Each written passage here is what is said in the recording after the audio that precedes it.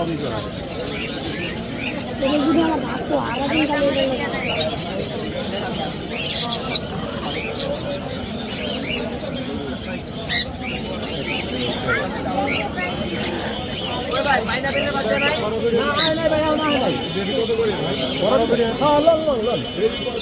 আমি যাও আজকে দেবো আপনি ভিডিও করা